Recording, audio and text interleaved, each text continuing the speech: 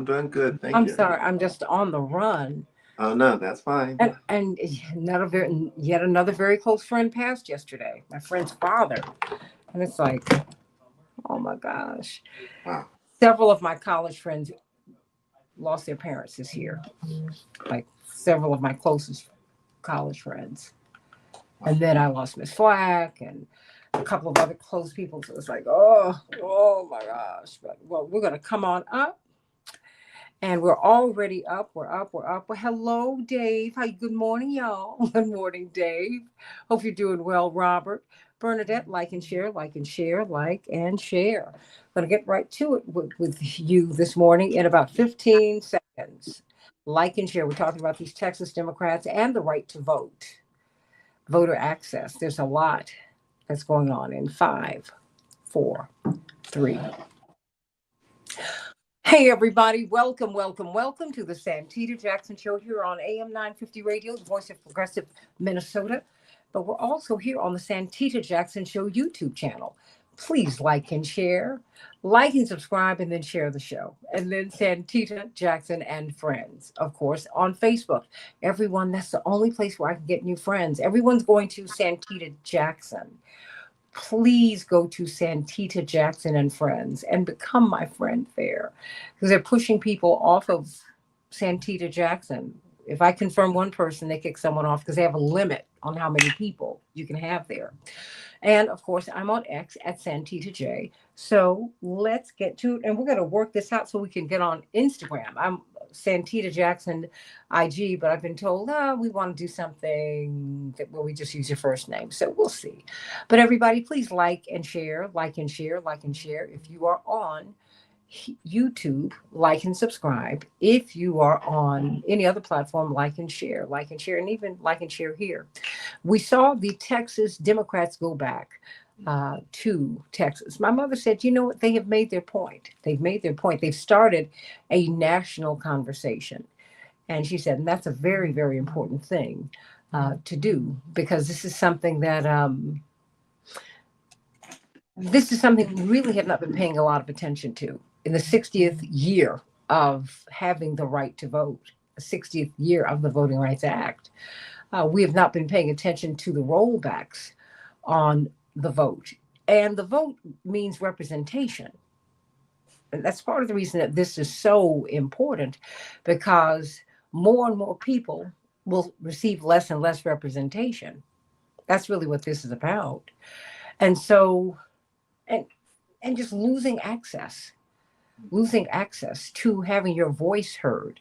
I promise you, if Americans were truly represented in the appropriate way in the U.S. House of Representatives and in the U.S. Senate, the big, beautiful bill would not have passed, because it is extremely unpopular. And oh my goodness, when you feel the effects of it, you're going to see just how unpopular it's going to become. One need only look at these town hall meetings hosted by these congresspersons. And I can tell you, many congresspersons, particularly those in the Republican column, do not want to have these town hall meetings because they know what's in the bill.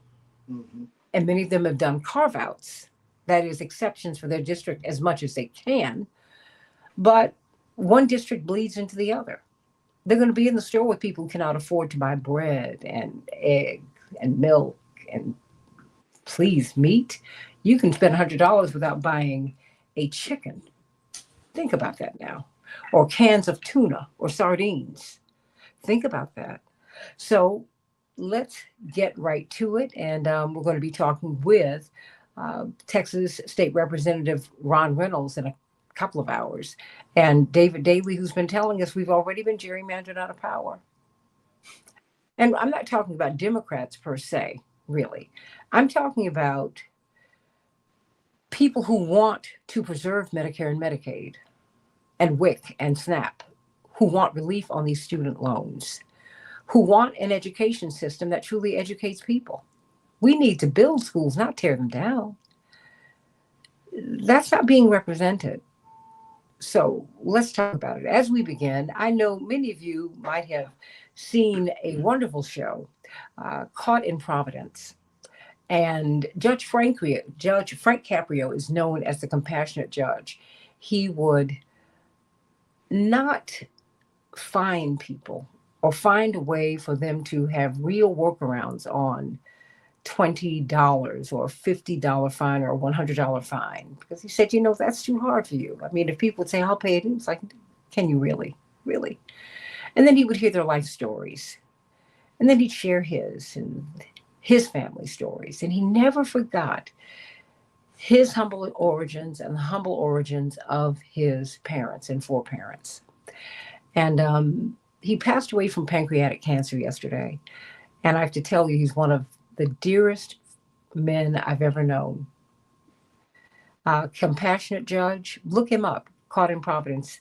Daryl Jones, that show has gotten more than 1 billion views, which is why it went into syndication, because you couldn't see a jurist who was so kind and so compassionate. And I can tell you, he was that kind and compassionate in real life.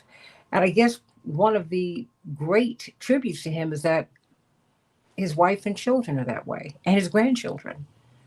They believe in passing compassion along. They never meet a stranger. And the strangers become friends, and the friends become family. And I want to dedicate the show to him. I just spoke with him a couple of days ago. His son reached out to me and said, "Hey, my father's going. I planned to go up there, and but he made his transition, so I will be going there. But we will be going for his homegoing service." And so, all of my love to the Caprio family, my beloved friend David, and his beautiful, beautiful mother, Joyce, and his brothers and his sister Marissa, and Ashley, his niece, and I know them all. I know them all, but he has joined our dear friend, Judge Frank Caprio, Mark Weiner, and some others who we'll see after a while, sending them much love today. So let's get to it. Attorney Daryl Jones, well, the quorum has been broken. These districts have been redrawn in Texas. And surely, surely, surely, it is highly likely that we will lose at least 2 Black congresspersons, at least. I think some Hispanic congresspersons are also on the chopping block, at least one. We can't afford to lose any. And this is, of course, 60 years since the signing of the Voting Rights Act, which is so ironic, right? But it lets you know that the day that the Voting Rights Act was signed, and really before that, the fight was on, the push was on to stop, to thwart any impact that Voting Rights Act has had. And so first, I would like to get your reaction to what happened in Texas, and frame it in the context of 900,000 Black and brown people in Texas who are unregistered, not to mention countless high school seniors who by law are at least, they're supposed to be registered to vote. Or certainly they're supposed to be given the option as they graduate high school. You get a diploma in one hand, as Reverend Jackson has said, and a voter registration card in another. Wow. What did you make of this? And even you saw the Texas Democrats go down fighting last night. Yeah. Well, hello, Santita. Great being back with you. Always. You're absolutely right. To see the Democrats who are in the minority in the state of Texas in the legislature continuing to fight for voting rights, continuing to fight for fair representation, because that's really what this is. This is about fair representation in terms of how the congressional districts are drawn. It was heartwarming to see them fighting, leading that fight. But I tell you what I really want to see now, and what really I think needs to happen now. They've given you the playbook, right, on both sides. That you've been given the playbook. You see what the for the most part the Republicans are up to, what the Trump administration is up to with regards to how it wants to continue to be in power in Congress. And they're going to go after these state legislators and these congressional redistricting maps to try to be certain that they have the ability to retain control. So what we've also seen is the response, and that is the response that has come from from Collier, as well as Representative Reynolds, Nicole Collier, Representative Reynolds, and all of that legislative Black caucus in the state of Texas, with regards of raising the issue and saying, hey, folks, look what's happening. We've got to do something. This is what's going on. So they've made it now a national issue. The question now becomes, what are you going to do? What are you going to do about it? You see the issue, you see the boulder coming down the hill, because it's a boulder and it's coming for you. It is coming for, if you believe in a representative democracy, it's coming for you. If you believe in selecting and electing your representatives rather than your representatives selecting you, that boulder is coming for you. And the question becomes, what are you going to do about it? They've done their part to raise your consciousness. The question now is, what are you going to do now that your consciousness is raised? Are you going to stay on the side of the street and see what happens? Or are you going to try to get with other folks, be that voice, and try to push the boulder back up the hill to correct this? Let me tell you, one of the things when I talk about correcting what's going on, we talk about the 900,000 that are unregistered in the state of Texas alone. If we're able, and if it's possible, and it is possible, but the action needs to occur to get those folks registered to vote and voting. Because once you have blocks of people, particularly 900,000 people, close to 1 million people voting, you can change legislatures. You can change the direction that actions are going and that policies are headed. So it's really important at this point in the state of Texas that those 900,000 folks get registered. One of the wild things that I've noticed with the whole Texas redistricting and the congressional districts and all that's going on is this. There is now one district, one congressional district in the state of Texas that covers 500 miles. A 500-mile district for one congressional representative. It's nearly impossible to do that as one congressional representative, but that's what they needed to do to get rid of some of the African American, the majority Black district, majority minority districts that were there in the state of Texas. All of this is just unconscionable. But again, the question becomes, what are you going to do about it? They've done it. They've shown you what they're going to do. What are you going to do about it? California, it has a response, and they're showing their response by now being ready to put in place, redistricting maps that will add five majority progressive leaning members of Congress to Congress. The question has got to become at some point: is this really the road we want to go down, where we're going tit for tat all the way, rather than having just really representative democracy? Right now, I get it. That's what we've got to do, because this is where we are in the middle of this fight. But we've got to have. Daryl, hold on. How do we get out of this? Because even if we do this to get out of this fight, it doesn't stop it. And most people do not understand. First of all, there are a lot of things that we say here. Back in, I want to go back to the Selma, and I want to go back to the Edmund Pettus Bridge. Honey, we kept marching after that. It did not stop. We didn't stop after Dr. King was killed. We kept on going. That shows you how disconnected we are. You had to fight Bakke, affirmative action. You had to fight busing. I mean, there are so many. You had to fight for these contracts. Mm-hmm. So that Black and brown people and women could get the contracts, and to fight to get them the jobs and to keep them in place. Right. You still had to do the union work. Reverend Jackson has said, you don't put out a fire with fire. You use water. The water is, you drown this fire out by registering people to vote. And then you got to push. I'm not going to wait the Democratic Party to give me a gift. You have to push them to represent you, or you're going to be an independent. It really is that simple. I know they say it's a binary system, but the fact is these kids have already left this behind, Harold. Because you can't have almost 1 million people in a state that outside of California is an absolute representation of America. It's white, it's Black, it's brown, it's Asian, it's international. It could be a self-sustaining country because it's got all the resources it needs right there. Hmm. But the fact is, I see Gavin Newsom, and I appreciate what he's doing. They say he wants to be Trump light. I don't need Trump at all. I just need you to inspire people to vote. Get them out here to vote. Daryl, when these cuts to health care hit, 50,000 people at least a year are going to die. That's the estimate.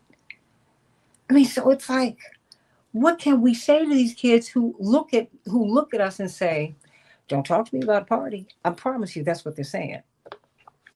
Well, I don't think we need to talk to them about party. We need to talk to them about politics. We need to talk to them Okay. about being certain that whoever it is that they're electing is standing for their issues and pushing for their issues. That's not a partisan thing at that point. It's a thing. It's a political piece. And I oftentimes hear young people say, I don't do politics. I hear older folks say, I don't do politics. It's a dirty Ugh. business. I don't do politics. I warn them and I continue to warn them, and I'll say it and say it and say it again. You may not do politics, but politics will do you. Say And, that and, again. and you may not do politics, but politics will do you. And they've got to recognize that. You've got to understand that, when we're talking about the Medicaid, the Medicare system, you may not be on Medicaid or Medicare right now. You don't know what situations will come across your life Mhm. that you'll find yourself in a position of being one of those people. Keep living. You may end up being one of those people. And then all of a sudden, politics is doing you. And then you start to realize where you needed to have that interest. Our young folks, a lot of the young folks, I think, began to get it and got it, particularly dealing with Gaza and what was happening with Gaza and the issues that were there. They were get it. Politics was doing them. And we have to be certain that they don't become frustrated or disencouraged, but they've got to dig in deeper and swing harder to get the representation in place to reach and deal with the issues that are of concern to them. It's going to get harder and harder, Santita. We know that President Trump right now is putting forward this executive order trying to get rid of vote by mail to make it more difficult for people to be able to exercise that right to vote. These are the issues that we've got to deal with. We've got to come together. We've got to bring it to the forefront of people's minds so the majority of people know what's going on and then want to deal with it and are willing to deal with it, Santita. Well, I mean, I see a shift in the politics because we'll see two Democratic nominees who are self-described Democratic socialists in two major American cities, in Minneapolis and in New York City. So it is clear that when people feel that they have something or someone to vote for, that is someone who's going to push for policies that will help them, that people will get involved. Mhm. Um, so I mean, when we look at what's happening in Texas and what's going to be happening around the country, quite frankly, do you interpret this? Of course, you're the chairman of the Transformative Justice Coalition. Really, I mean, you and Barbara Arnwine are the leaders of the voting rights movement in the United States today. Do you interpret this as a pushback against our voting rights? Oh, it absolutely is a pushback against voting rights because and that's number one. Let's understand that the redistricting as it should be occurring around the country occurs every 10 years, right, along with the census. What Texas is doing it's following the request of President Trump and doing a mid-year, right, 5 years redistricting, and it's just unheard of. So part of that is that we do a redistricting, and perhaps I need to just back up just a little bit. The reason that we do the redistricting following the census is because we want to follow population shifts. And if there has been an increase in the number of people that are in an area, then it will call for an increase a potential increase in their congressional representation that's there, what they're entitled to. It also determines other kinds of services, hospitals, and things like that. But politically, in terms of voting, that's what we're reviewing. That has not happened in the state of Texas in 5 years. So there's nothing that has shifted with Mhm. regards to the population in the 5 years that would generate a legitimate redistricting process.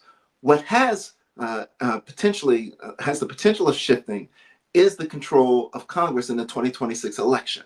And so that is why President Trump is trying to find more Republican votes to support his agenda, and not have opposition and not have investigations launched against him from the House of Representatives, by having keeping control of the United States House of Representatives.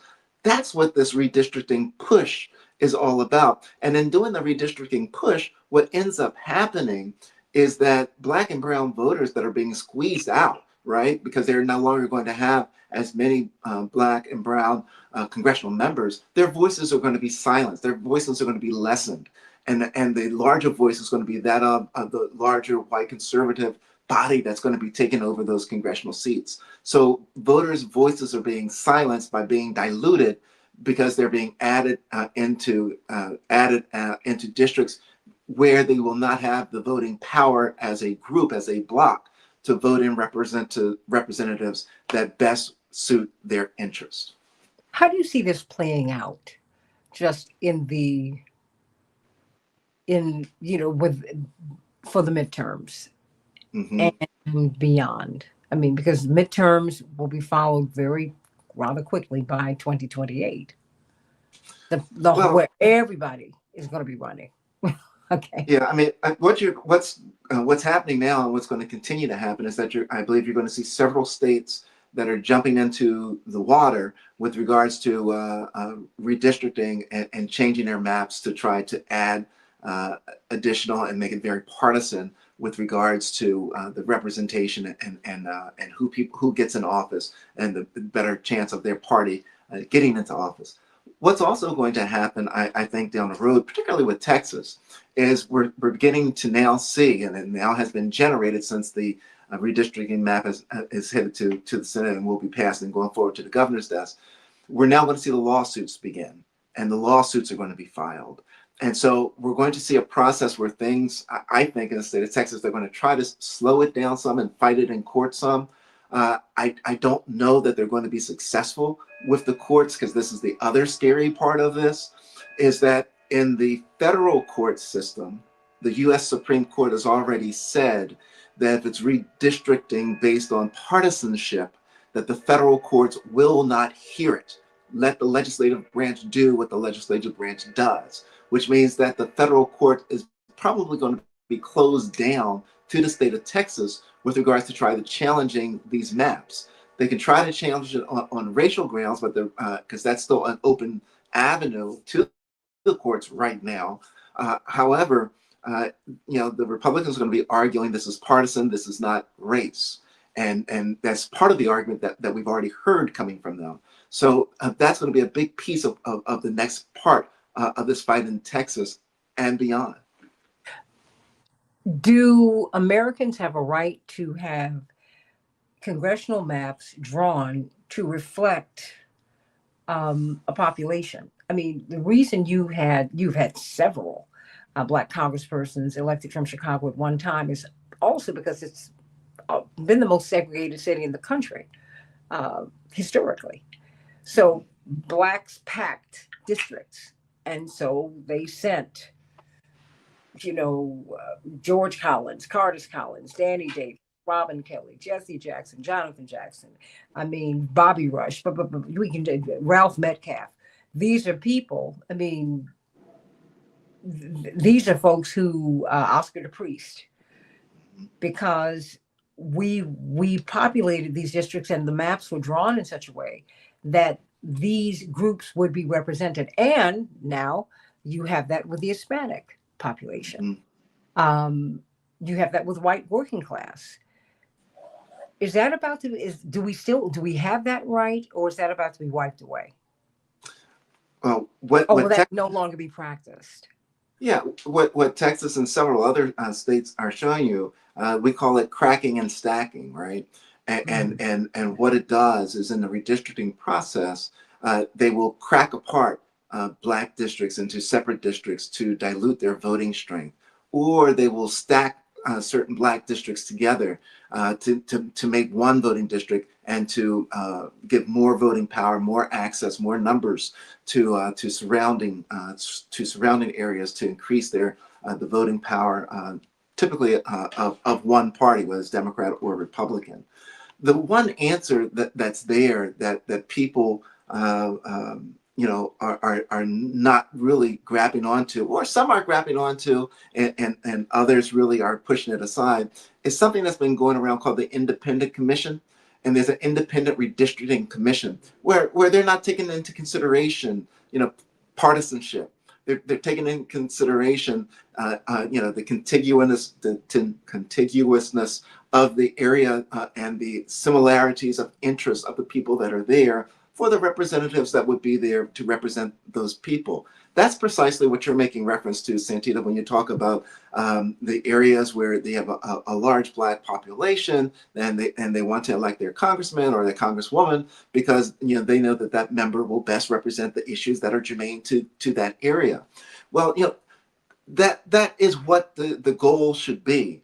But that's no longer what is happening, because what is happening now is that it's all about partisanship. It's all about control. It's not about the voice of the people and the interest and the representation of the individual voter. That's what the problem is. But you're precisely on point when you say, you don't have a right. There isn't a right to say that your vote is going to be to a representative that's going to be in this particular area. That's why we do the whole redistricting process, so that it's most reflective, but there's not a right to it. What do you want us to know? I mean, as we're looking at this story play out, because it's going to continue to play out, because it's rolling out into other states. In California, it's not a fait accompli because the state has to vote on a referendum. Will they change? Will they redraw the districts or won't they? I mean, so many of us have assumed that this is just going to happen in California. No, it's been proposed in California. We don't know if California, which is not a left wing or right wing state, it kind of goes down the middle, right? I mean, Arnold Schwarzenegger is really emblematic of California. A middle of the road Republican who was married to a Democrat. But then you get a Ronald Reagan out of California too, and you get a Pete Wilson. I mean, you get it all, right? So, I mean, what do you want us to know as we are moving forward? Because JD Vance is very quietly going to and lobbying these other states to read in these 22 states at least that are completely under Republican control. What's next, as far as you can tell? Well, Cynthia, yeah. I mean, it's a great question as to what's next. One of the big things that we're doing and that we're encouraging everyone to do, and that is to get into good trouble. Right now is the time. We can't remain silent. We've got to raise the alarm. We got to raise the bell. We got to tell people what's going on, because I still believe that most people don't know what's happening. They're not news junkies. They're not going to be reading the news like that and on top of the news like that, and they're not going to believe that it's possible for a state to be moving or a country to be moving toward any type of authoritarianism. They think that it's overreaction from one party that is not in power. So one of the things we've got to do is that we've got to be certain that we talk, we educate, we let folks know what's happening. The other thing that becomes extremely important is, if you want to make Texas more competitive, you got to get those 900,000 people off the sidelines and into the voting booths. You got to raise those voices. When you're talking about a statewide election, it's much more difficult to, you can't gerrymander a statewide election, right? So the good part of that is that, if you can get those 900,000 people active and voting, that starts one way. If you force Texas to do what Texas law says it must do, right, and having the seniors that are in high school register to vote, it's required. It's not optional. It's required that they register in high school in the state of Texas. Well, it's not only about getting them registered, right, and that's both the seniors and the other 900,000. Get them registered, but also get them active and get them to the booth to actually vote. That's one of the most important things to happen right now in the state of Texas. But it's also one of the most important things to happen all around this country, is to be certain that as voting time rolls around, that we are getting people into the booths, getting them into the lines, doing whatever it takes to get them in place to vote, and having them check on their voting status before they get there, so they're not stuck in a line for an hour. They go up to vote and they find out that they're not registered and their state doesn't have same day voter registration. Those are the things that we need to be doing right now. We've got to be pushing. We've got to know the issues and be certain that people understand the issues and what's at stake. Chairman of the Transformative Justice Coalition, Attorney Darrell Jones, of course. He and Barbara Arnwine have their own radio show every Tuesday on WOL in Washington, D.C., WOLDCnews.com. But WOLDC, try and say that fast 3 times. And go there at 12 o'clock Eastern Standard Time. You don't want to miss this show. They're going to be talking about this and all of these other issues. We are living in a time. I'm bringing up David Daly now, the brilliant author of Rat, Why Your Vote Doesn't Count, Unrigged, How Americans Are Battling Back to Save Democracy, and Anti-Democratic, this plan of this 50-year plot of far right to steal our elections. I mean, they're on track. I mean, my father says if you fail to plan, you plan to fail. And these folks have been plotting and planning. Dr. King said, while evil men plot, good men must plan. And you have been saying, David Daly, for some time that, wait a minute, Texas is part of the problem. The problem has pre-existed what we're seeing in Texas. At least they kicked off the conversation, right? But you've been saying, and I want to go back to that before we go to Texas. You have been saying for years that people who have populist politics, if you want to make it partisan, Democrats, well, economically populist, right, who's on the left, that we're underrepresented in Congress anyway, in representative government in the United States. Please explain. Both parties gerrymander. Both parties have gerrymandered for a long time. Republicans figured out earlier than Democrats how new technology, American polarization, computer software that turns redistricting from guesswork into the most precise video game you could ever imagine, how they could manipulate all this and turn it into a blunt force partisan weapon. And as a result, there have been states across the country that have hardly resembled democracies for much of the last decade plus. We're talking about North Carolina, Wisconsin, Ohio, and far many other states that have had really radicalized and non-proportional congressional delegations that just don't match up with the will of the people. And we've seen that, of course, in Texas, but also in Florida, in Pennsylvania last decade, in so many places. Republicans understood how to reinvent and use redistricting as a partisan weapon. And Democrats simply fell asleep on this, didn't see it, didn't understand how it could be done, never countered it. And here we are in the middle of a redistricting Armageddon that is going to spread from Texas and California elsewhere. And Democrats simply lack the tools to counter it because they don't have control of the process in as many states as Republicans do. So those of us who are worried about fairness and equity and proportionality and representation, about extremism in our politics, really need to pay attention here and be trying to think about how we come out of this and how we fix and reform this process in such a way that we actually get the government that we want. What do you think about what happened in Texas? You saw the Texas Democrats went down swinging yesterday. But they did not win that particular challenge. What did you make of that, and what is the path forward to them? As I mean, given what you know about these politics that you have been explaining to us for now more than a decade. There was no winning that battle. Republicans have the numbers. All you have to do to pass these maps is pass a simple piece of legislation. This was going to happen. Democrats, by leaving the state and making the good trouble that Daryl just described, were able to slow down the process. They were able to kickstart a national conversation about the importance of all of this. We are talking about it as a country now. I mean, I've been trying to raise awareness of this for a decade, and the Texas Republicans just did more in 2 weeks to turn this into a national issue, which is absolutely tremendous, important work.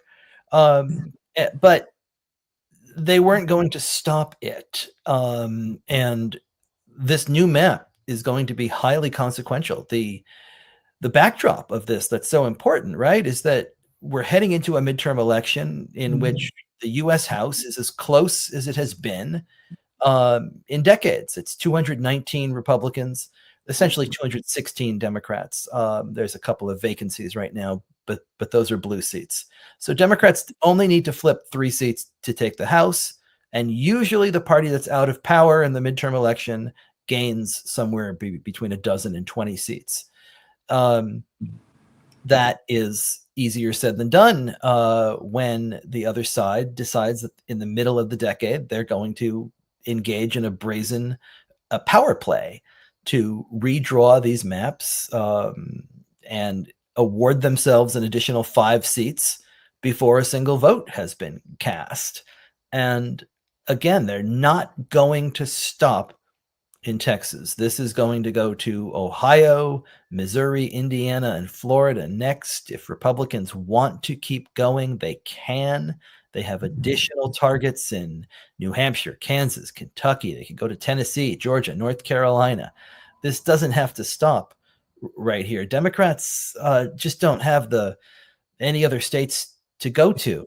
They keep talking about New York, right? All these blue state governors talking really, really tough. They're not going to bring butter knives to a gunfight anymore. They're going to show up with a bazooka. This is war, says Kathy Hochul in New York. Well, Kathy Hochul's declaring a war that she can't actually fight until 2028 because she can't change anything about the redistricting process in New York until that cycle. It's not very effective to declare a war you can't actually fight. And that's the position these Democratic governors are in. They're trying to show the base that they're mean business, that this is not your, this is not your grandfather's Democratic Party anymore. But their rhetoric doesn't match the reality of the situation. It seems like their rhetoric does not match their actions because the Republicans keep plotting, they keep planning. They did not like Donald Trump, David Daley, but when they saw that he had such favor with the people, they said, okay, what we'll do is we'll pivot. Yeah. And, the first presidency didn't work out the way they really, really, really wanted it to, even though, people like, what is it, Liz Cheney voted with him almost 90% of the time. Right. They just didn't like him, So they accomplished their goals, right? Their aims, they shot their shots and they hit those targets about 90% of the time. The question for me then becomes, okay, what is it that the Democrats missed? I mean, because there's got to be something that they can do. You got 900,000. The Democrats missed where power is held in this country. Okay. The true levers of power. And the true levers of power when it comes to Congress are actually state legislatures and the courts. Because it's state legislatures that draw the district lines for Congress in almost every state. And what Republicans realized, and what I wrote about in my first book with the title that I will not say, that starts with rat and ends with duct. There you go. That if you can control state legislatures, you can control Congress. And so they set about and they invested tens of millions of dollars in the Tea Party midterm of 2010 in trying to win state legislative races that no one else ever goes after. They focused on these local races and they invested in them like they were national races. And they won in Pennsylvania, Ohio, Michigan, Wisconsin, Indiana, Alabama, Florida, Texas, Georgia. They tipped these chambers. They redrew legislatures. They remapped Congress. And what we saw in 2012, right? The election in which Obama is reelected, Democrats win 1.4 million more votes for the U.S. House, and Republicans hold the chamber 234-201. Doesn't matter, right? Obama's second term effectively ended on the night he was elected to it because he was never going to get anything else done through this Republican House. So Democrats fell asleep on this strategy. They're just now waking up to it. And the trouble is they're trying to fight it by doing the same thing that Republicans did. And it's really hard they can't gerrymander their way out of their gerrymandering problem because they don't control enough states to do it. You have to control the states if you want to actually gain seats in these delegations. They don't, they can't, and they won't. It's a suicide mission. And if this is the strategy, it is doomed to fail. Chaparral asks, what can we do? Is this a hopeless situation? It's a very difficult situation, and there's no short-term fixes. It's not hopeless. If I'm the Democratic Party, I think any solution to this has to run through winning the swing seats that are still available to them. They're going to have to focus relentlessly and single-mindedly on winning the seats that are still available. And that means 2 districts in Iowa, 2 districts in Arizona, 3 in Pennsylvania, 1 in Colorado, 2 in New York, 1 in Virginia, 1 in Wisconsin. That's the map. That's the play. And Democratic donors, I think, are from the big donors to the small donors, are going to have to be certain that all of those challengers are fully funded, that they're the best candidates that they can possibly be, and that they're ready to, get out and win those seats. There's another 2 in Michigan I didn't mention. So there's about 16 seats. And I would lump into this the 3 seats that Kamala Harris carried in 2024, but that elected a Republican. So that's the Don Bacon seat in Omaha, Nebraska. It's Mike Lawler's seat in New York, and it's Brian Fitzpatrick's seat in Pennsylvania. If you're able to, those are the 16 districts where they might be able to play. They might need to run the board. They might need to go 15-1 in these districts. It's not an easy path. There's not a lot of competitive seats left in the country. In 2024, there were only 37 districts within 5 percentage points out of the 435 districts nationwide. So it's already an eye of the needle. When Republicans wipe the competitive seats in Ohio and Texas off the board, when Democrats knock the competitive seats in California off the board, as they're threatening to do, it's going to shrink the map even further. So this is hard. I am not, I'm not saying this is easy, but they cannot gerrymander their way out of it. There are no seats left to be won through gerrymandering. California, you could conceivably counteract Texas there.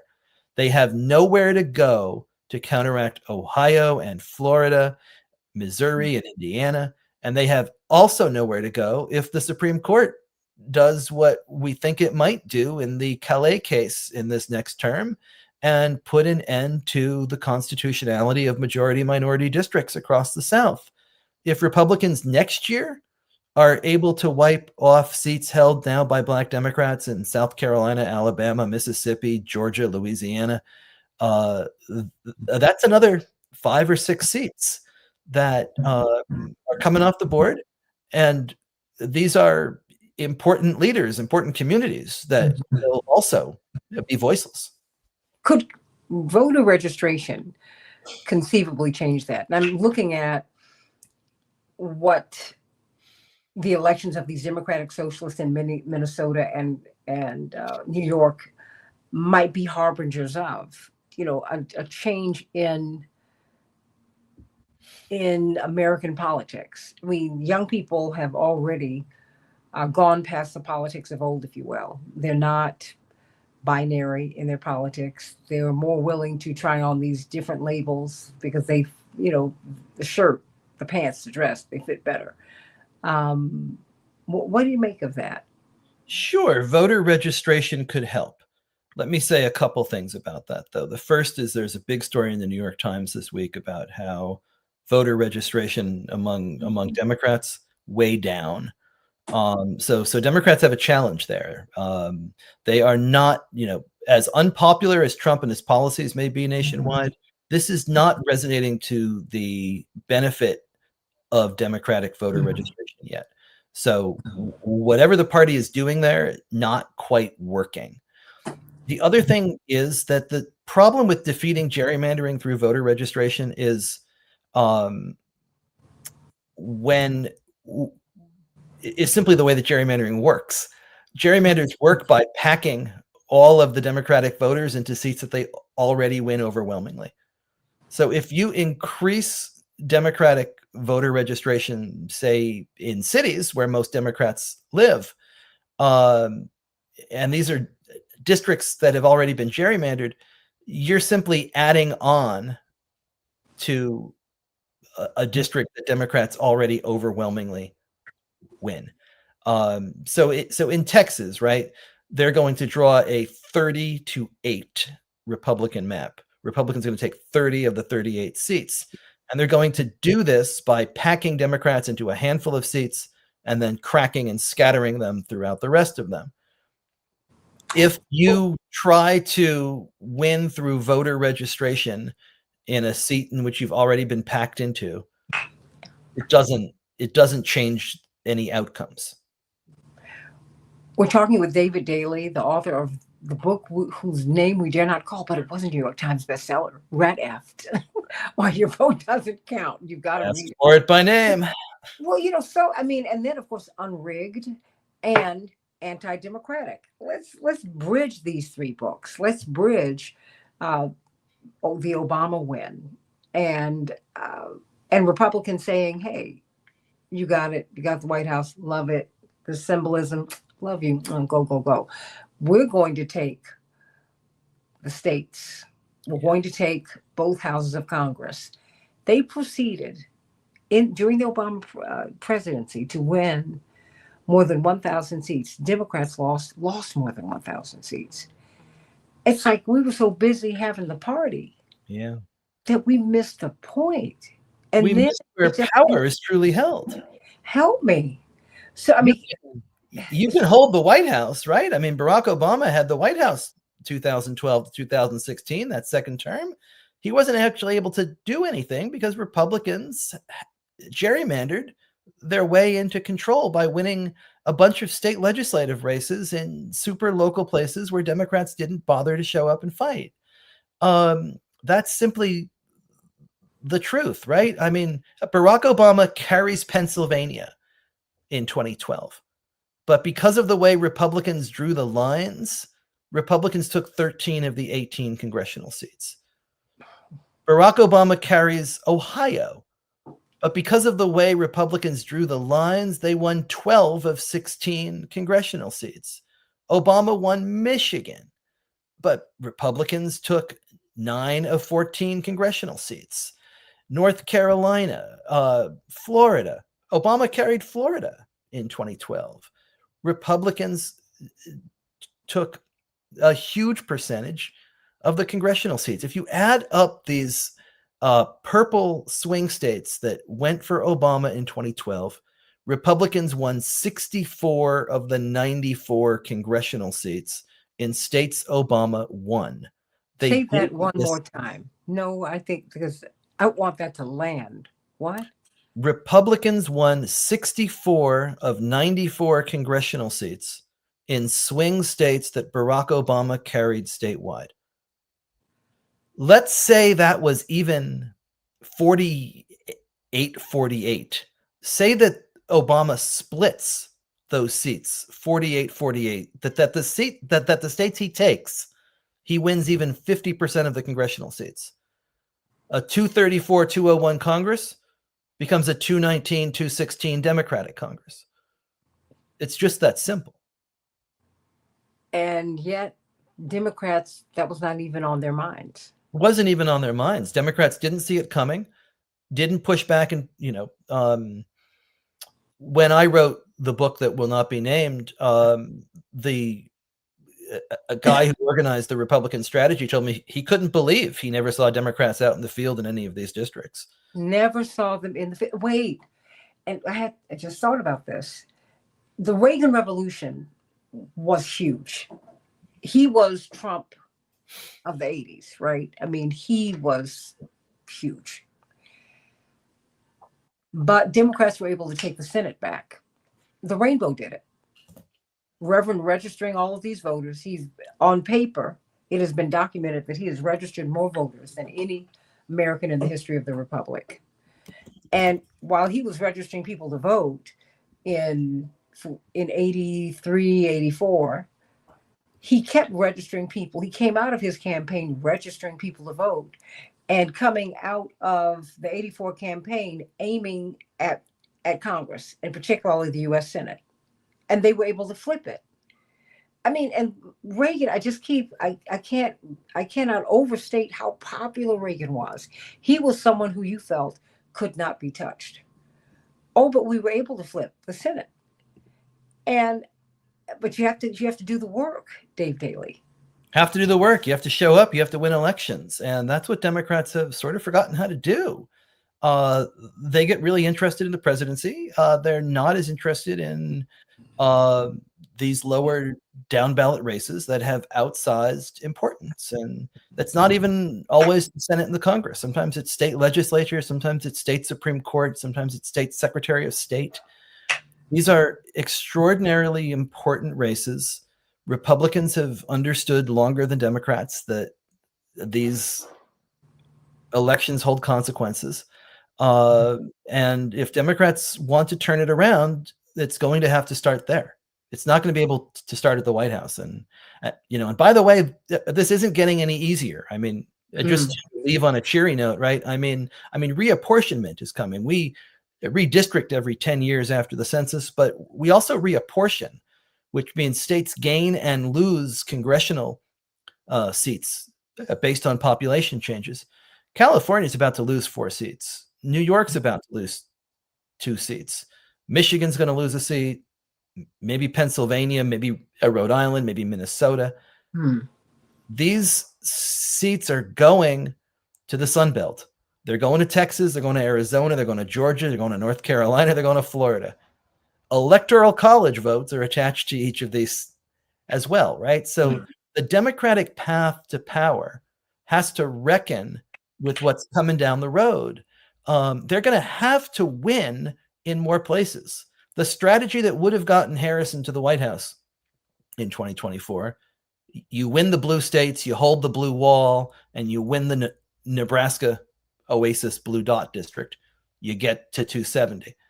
If California loses 4 and New York loses 2 and all these other blue states give congressional seats and electoral votes to Texas and Florida and North Carolina, Democrats going to have to find a way to win in those places or flip other states in order to do the math that gets you to 270.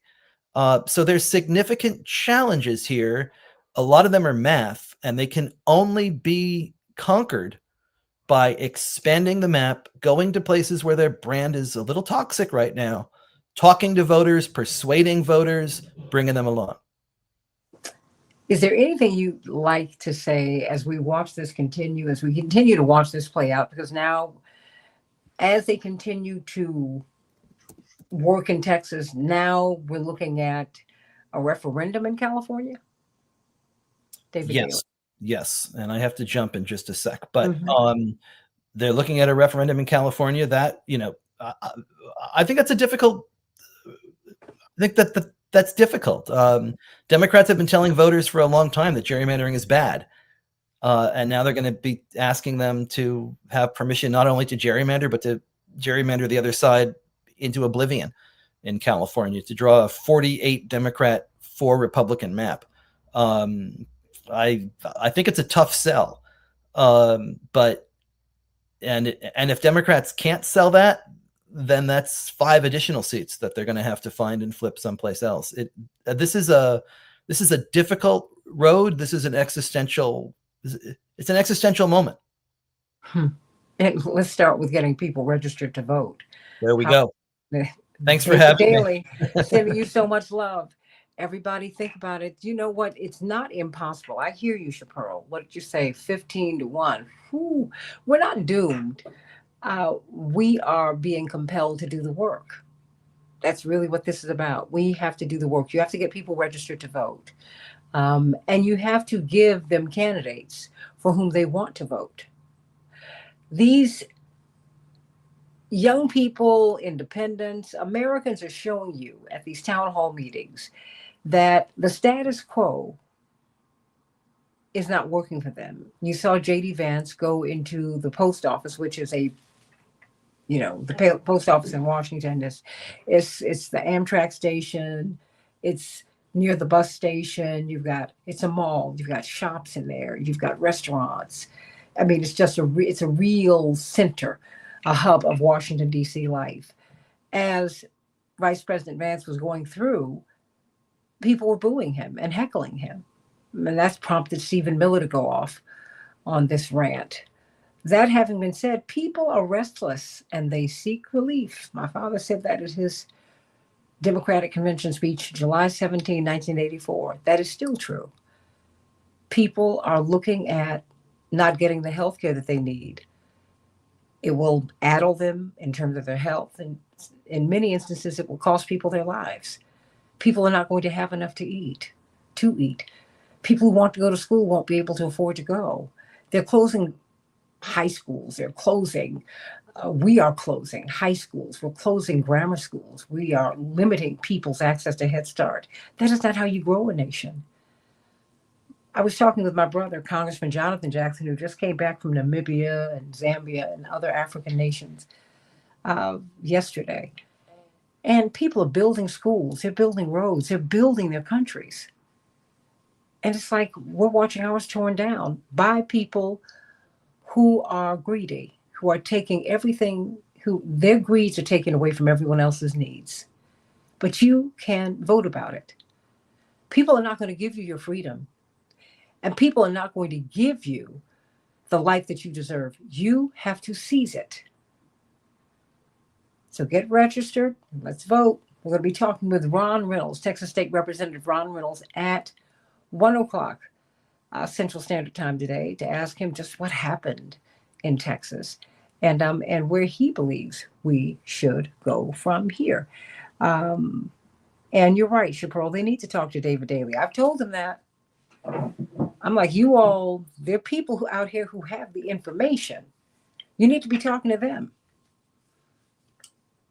Your emotion should fuel you, but the information charts the path. Think about that, everybody. No, they didn't sell out in Texas.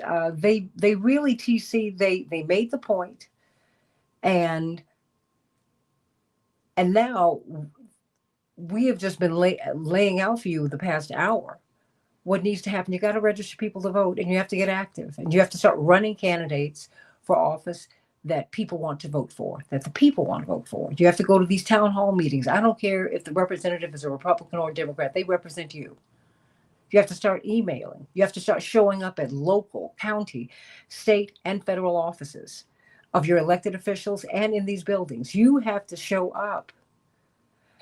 I wish they would have stayed in Chicago, but the fact is they did not. And they made their point, though. They did. Now the question is, where do we go from here, TC? Where do we go from here? Where do we go? Where do we go? Where do we go? Get registered and vote. And push and push and push. And let us end gerrymandering, but let us have fair representation, which we did not have before. The Texas Democrats highlighted this issue. We don't have fair representation. Everyone, I don't care where you are politically, deserves to be represented at all levels of government. And as Americans, we should push for that. See you at 1 o'clock. Well, later on today, everybody, on the Santita Jackson Show here on AM 950 Radio, the voice of progressive Minnesota.